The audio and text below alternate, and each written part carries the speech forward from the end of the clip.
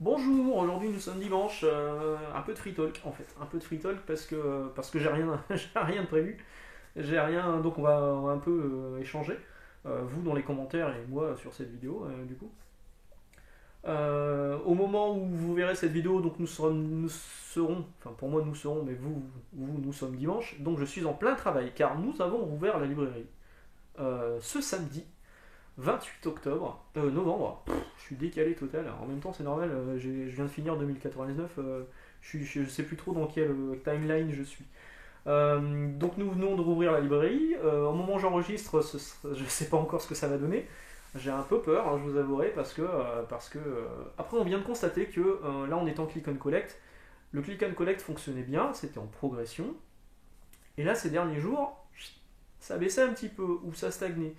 Donc on est en train de se dire, en fait, les gens attendent la réouverture pour venir. Alors, du coup, va se confronter deux univers, les gens qui ont commandé en click and collect et qui vont venir chercher au moment où ils pourront venir sans avoir à faire d'attestation ou quoi que ce soit, et les gens qui viennent en librairie pour acheter leur cadeau de Noël. Donc poum poum, nous on va, on va en chier en caisse. En plus de ça, Indochine vient d'annoncer qu'il y avait un nouveau concert qui va être mis en vente à partir du vendredi 4, le jour du Black Friday. Voilà, on va en chier. Donc ça va être plutôt rigolo. Alors moi, étant donné que je vais travailler le dimanche, pareil, je me demande si les gens vont venir le samedi en fait directement, ou est-ce qu'ils vont pas venir aujourd'hui, ce dimanche, au moment où vous regardez cette vidéo. En tout cas, là, on part sur des grosses journées, des grosses semaines. Je suis passé chez mes camarades d'Astro City. Hop là, je fais un peu de la pub pour aller chercher, pour aller chercher ceci. Ouh là là, le numéro 3 de Snake Eyes Dead Game. Et pareil, ils me disaient que là, eux, normalement, ils sont fermés le lundi, je crois. Mais là, ils vont être ouverts non-stop jusqu'au Noël. C'est normal, il faut rattraper le chiffre de novembre, qui était quand même une sacrée perte. Et ils avaient le même cas de figure que nous en librairie, c'est-à-dire que on a reçu tout en même temps. L'office du 4, a priori, est annulé. Du coup, on a tout reçu là cette semaine avec masse de nouveautés d'un coup à mettre en rayon et à préparer en réservation, etc. etc. Euh, donc là, cette semaine, moi, quand j'ai travaillé, on avait reçu tout ce qui était Panini, donc toutes les grosses nouveautés de Panini, on les avait reçues. Bon, il y a plein de trucs, il y a plein de trucs qu'il faut oublier, hein. Le X-Men Genèse 2.0, qui est en fait un grand format de X-Men, celui qui est sorti chez Hachette à 2,99. Il y avait 7 épisodes. Là, celui-ci, il y a 3 épisodes pour 30 euros. Alors, c'est effectivement un grand format. Quand vous enlevez la couverture, ça vous fait un poster géant. Super. J'ai pas 15 ans. Alors, je dis ça, c'est hyper obséquieux. c'est c'est un peu dédaigneux, mais moi je mets plus de poster ici, hein. J'ai des cadres et des figurines. En fait, si, je suis un enfant. Et donc on a reçu tout ça. Le X-Men, moi je vous le conseille pas. Le X-Men Fantastic Four, je vous le conseille pas non plus. Mais à côté de ça, il y a d'autres trucs très très bons qui sont sortis. Le Airfix, on a reçu les Airfix là à 90 balles. Euh, on a reçu normalement les nouveautés Delcourt sont arrivées aussi, notamment celui-ci, Batman Death Metal, que je suis en train de lire. Alors là, bon, j'en parlerai, hein, je suis seulement au début là, mais je sais pas ce qu'il prend Snyder, mais ça va être de la bonne. Mais on en parlera dans une vidéo, hein, parce que là, pour l'instant. Ah si, alors j'ai bien aimé au début la traduction d'Edmond Touriol, la traduction est de Edmond Touriol, et il y a une référence à la classe américaine. Là, je dis chapeau, c'est cool. Pareil, je suis en train de lire Empire.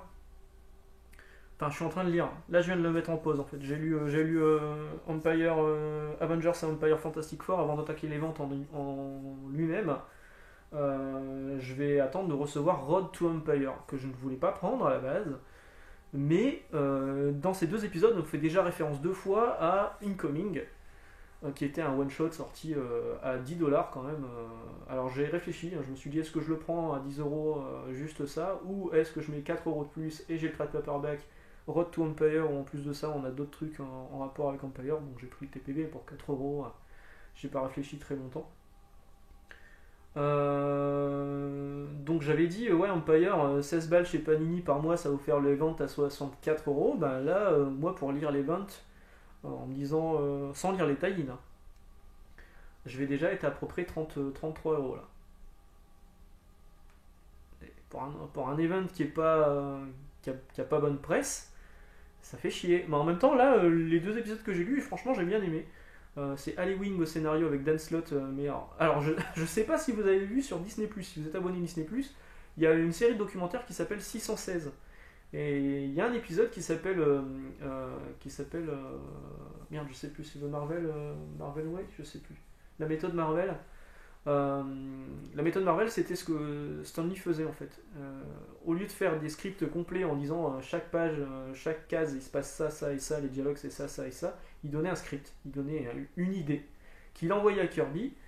Et parce que là c'est l'exemple de Kirby, et Kirby, lui, il a inventé les dialogues. Enfin, les dialogues étaient modifiés parfois par Stanley, mais il a inventé toute l'histoire, la mise en page et tout, c'était vraiment que lui. Stanley, c'était un peu un escroc hein, sur le. Mais bon, c'était sa méthode. Et par exemple, le Silver Surfer, en fait, il n'est pas du tout inventé par Stanley, il a été inventé par Jack Kirby. Jack Kirby qui l'avait rajouté dans une case. Et Stanley l'a vu, il a fait ah, c'est cool, et ben on va broder autour. Et voilà, c'est comme ça qu'est né le Silver Surfer. Voilà, je résume. Et donc, du coup, dans cette vidéo, on voit Dan Slott. Alors, Dan Slott qui est donc le co-scénariste de Empire et le scénariste de Fantastic Four, et qui était longtemps le scénariste de Spider-Man. Et on voit sa méthode de travail, il utilise cette méthode de travail, c'est-à-dire qu'en fait, il fait juste un script, il donne juste une idée qu'il envoie au dessinateur et le dessinateur doit se démerder. Alors, en plus de ça, il est souvent en retard et il a toujours quelqu'un, alors je sais plus qui c'est peut-être Dugan, je sais plus, qui vient l'épauler du coup parce que il rend toujours ses trucs en retard et il faut que quelqu'un soit derrière pour corriger et pour que les trucs sortent en temps et en heure, quoi. C'est un peu le problème. Alors du coup, dans ce documentaire, on nous explique ce qu'est la méthode Marvel d'écriture qu'utilise Dan Slott, mais Dan Slott passe pour un branlos, passe pour un boulet au niveau de ses collègues, parce que ses collègues ils se marrent, mais on voit vraiment qu'ils se marrent et qu'ils rigolent et qu'il aimerait bien qu'un jour ils se mettent au travail.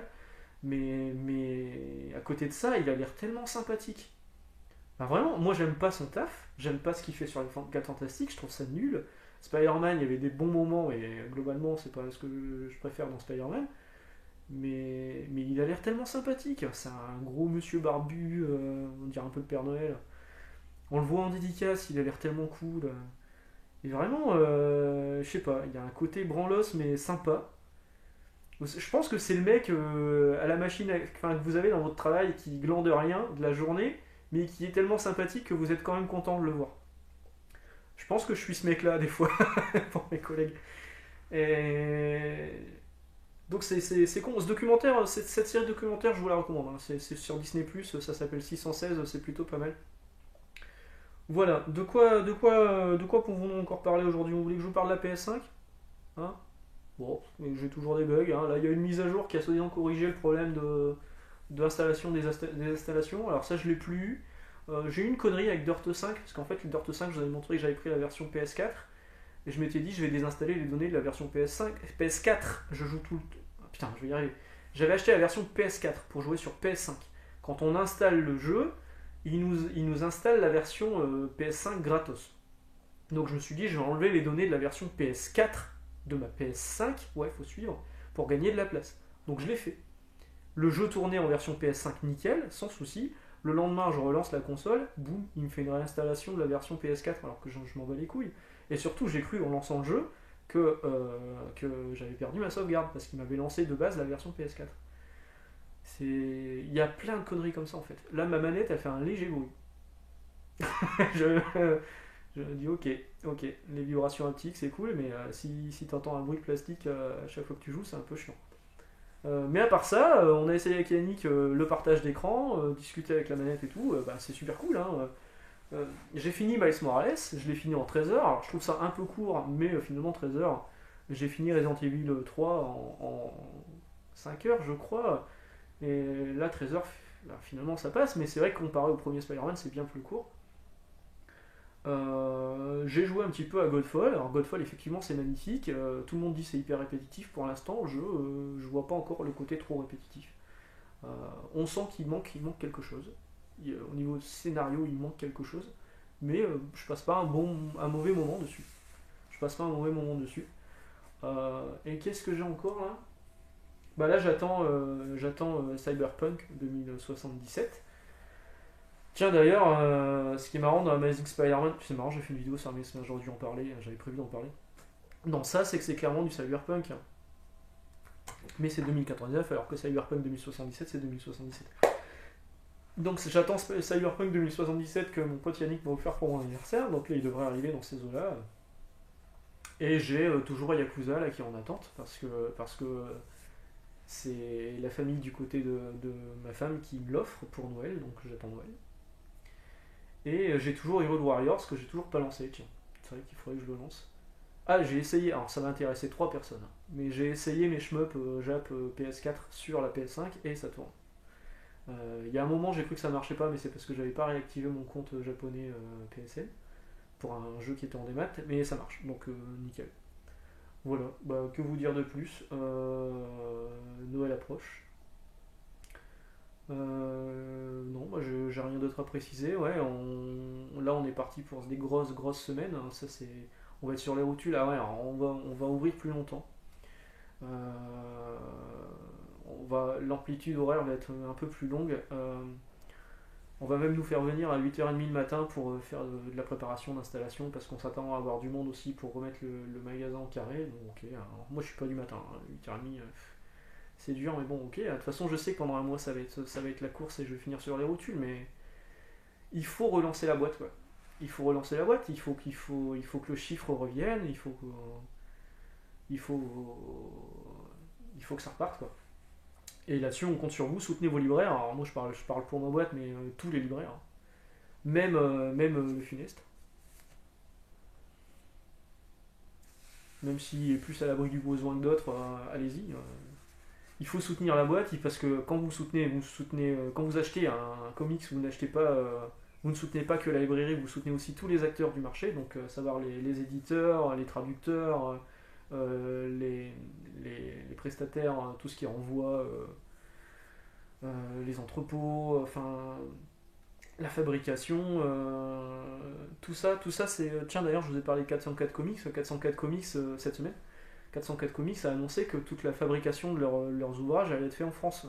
Alors ça coûte un peu plus cher la fabrication, mais pour autant ils sont pas plus chers au niveau des tarifs, ils sont quand même à 15 ou 20 balles, ça va, par rapport à ce qu'ils proposent, par rapport à la taille de la boîte aussi. On connaît des boîtes bien plus grosses qui font pas d'efforts au niveau du prix. Et ils ont annoncé qu'ils feraient ça en France, que ça coûte un peu plus cher, mais qu'il fallait soutenir le secteur, et franchement c'est bien de leur part. Donc ça c'est cool. Donc oui, on va finir là-dessus. Soutenez vos libraires, venez me rendre visite au magasin si vous êtes dans le coin, ça me fait toujours plaisir. J'ai des clients réguliers qui passent, Vangelis, Monsieur Poli, Monsieur Chac, j'ai pas mal de gens qui passent. Alors, je connais pas tous les noms, hein, malheureusement. Mettez un name tag quand on vient me voir, je suis machin, et mettez votre pseudo que vous utilisez sur les commentaires. Comme ça je vous reconnaîtrai. Moi je suis facile à reconnaître, je suis le mec masqué. Non, je déconne. Ouais, enfin si, je suis masqué, mais je suis facile à reconnaître, il y a ça. Là. Et voilà. Même par téléphone maintenant, il y a des gens qui me disaient c'est pas vous qui avez une chaîne YouTube, donc on doit me reconnaître à la voix aussi, Nico. C'est vrai que j'ai une voix un peu bizarre. Voilà, bon bah sur ce, une bonne journée, soutenez vos libraires, passez des bonnes fêtes de fin d'année. Bon là, on refera des vidéos du dimanche avec quelques free talk par la suite, hein, mais on va commencer comme ça, hein, vu qu'on arrive là sur la période de décembre. Faites pas les cons, faites pas les cons. Faites pas comme notre gouvernement qui dit tout et son contraire du jour au lendemain. Il faut juste faire hyper gaffe. Même si tout est ouvert, il faut pas se dire fouhou, YOLO, c'est la fête. La ministre de la Culture, elle a dit dans la librairie, je crois que c'est elle, c'est Bachelot, Rosely, elle a dit faut pas feuilleter les livres. Bah d'accord. On feuillette pas les livres alors, d'accord. Ok. Bon, bah sur ce, à très bientôt, et puis bah rendez-vous mardi du coup. Ciao ciao.